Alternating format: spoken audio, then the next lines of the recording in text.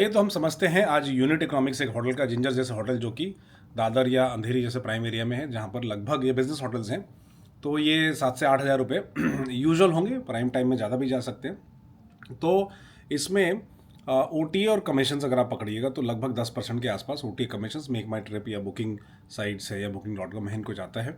House keeping की अगर बात कर दें तो इसमें लगभग आप 4%, मतलब 280 रुपये पकड़ लीजिए। अगर आप लॉन्ड्री एंड लिनन का पकड़ेंगे तो 210 रुपये के आसपास पकड़ लें, जो कि 3% कॉस्ट का होगा।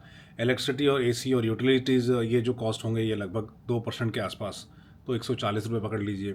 टॉयलेटरीज एंड एम्यूनिटीज़ पकड़ेंगे तो लगभग 1% पकड़ लीजिए, मतलब कि 70 रुपये के आसपास का कॉस्ट हो गया। ब्रेकफास्ट कॉस्ट आप पकड़ेंगे तो लगभग 4% कॉस्ट पकड़ लीजिए, जो कि 280-300 रुपये में एक ढंग का ब्रेकफास्ट जो है निपट जाता है ऐसे होटल्स में जो कि लार्जली बुफे सिस्टम रन करते हैं। तो टोटल वेरिएबल कॉस्ट अगर आप देखेंगे तो वो लगभग 1680 रुपये यानी 1700 रुपये के आसपास 24% का हो गया, और ये हमने 7000 के बेसिस पे कैलकुलेट किया है। इसमें कंट्रीब्यूशन अगर मार्जिन देखिएगा, यानी कि फिक्स्ड कॉस्ट जो आप देखेंगे, फिक्स्ड कॉस्ट जो है वो लगभग 5320 रुपीज़ 72, मतलब fixed cost minus variable cost हटा दें तो आप देखेंगे कि 76% जो है कंट्रीब्यूशन मार्जिन है। स्टाफ सैलरीज और फ्रंट डेस्क ये सब एडमिन कॉस्ट अगर आप देख लेंगे तो लगभग 20% के आसपास आता है। और मतलब जो कि 1400 रुपये हो गया वो भी माइनस कर लीजिए, तो 5320% जो है कंट्रीब्यूशन मार्जिन था, which is your revenue minus the variable cost. तो वो हो गया 5320 रुपये।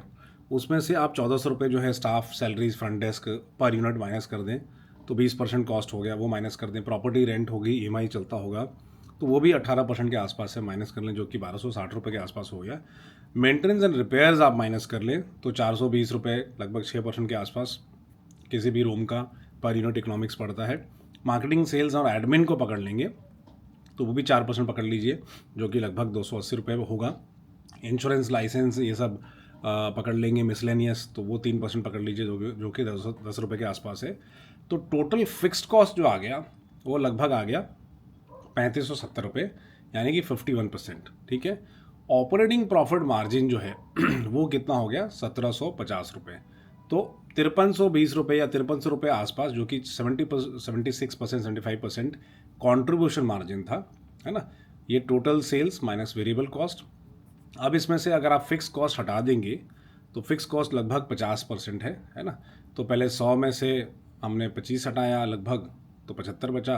75 में से हम 50 हटाएंगे तो लगभग हमें 25%। सो 25% का जो है एबिटा मार्जिन या कि ऑपरेटिंग मार्जिन होता है। सिर्फ इसमें एक कैच ये है कि जो भी आप यूनिट इकोनॉमिक्स कैलकुलेट कर रहे हैं उसको ऑक्यूपेंसी रेट से मल्टीप्लाई करना पड़ेगा। तो यूजुअली आप 70% ऑक्यूपेंसी पकड़ के चलिए, 30% टाइम्स खाली होंगे, so everything will get multiplied. Variable total cost तो नहीं कम होगा आपका, ठीक है ना, बट वेरिएबल कॉस्ट चेंज हो जाएगा, रेवेन्यू चेंज हो जाएगी, बट फिक्स कॉस्ट सेम रहेगा।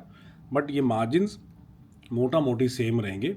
और जैसा हमने समझा कि इसमें जो है मार्केटिंग कॉस्ट जो है, जिसमें कि कमीशंस एक बड़ा कॉस्ट होता है, और इसके अलावा फिक्स कॉस्ट अगर आप देखेंगे तो स्टाफ सैलरीज और प्रॉपर्टी रेंट एक बहुत बड़ा कॉस्ट होता है। इसलिए ये होटल्स क्या करते हैं, जिंजर जैसे बिजनेस होटल्स आपको चाहेंगे कि आप फूड एंड बेवरेजेस से कमाएं, आपको फूड बेचें, है ना, तो वहाँ पर इनकी थोड़ी कमाई हो जाती है। F&B है, वहाँ से लार्जली कमाई आती है। अगर अल्कोहल वगैरह बेचते हैं तो नहीं है, तो अल्कोहल से कमाई नहीं है। So they would try and ramp up their revenue आया अदर सोर्सेज, क्योंकि प्रॉपर्टी रूम पे तो लगभग 25-26% ही बन रहे हैं, जो कि लगभग अगर 7000 से शुरू आपने किया था रूम का तो 1750-1800 रुपये ही ये बना पा रहे हैं, है ना। इसका मतलब है कि they will focus more on F&B kind of a product, है ना। तो 24% कॉस्ट वेरिएबल है, 50% फिक्स कॉस्ट एलोकेशन है, 25% ऑपरेटिंग मार्जिन इनका बन रहा है। सो ये है इनका यूनिट इकोनॉमिक्स। कैसा लगा आपको वीडियो ज़रूर बताइएगा, और मैं ऐसे और वीडियोस बनाता रहूँगा।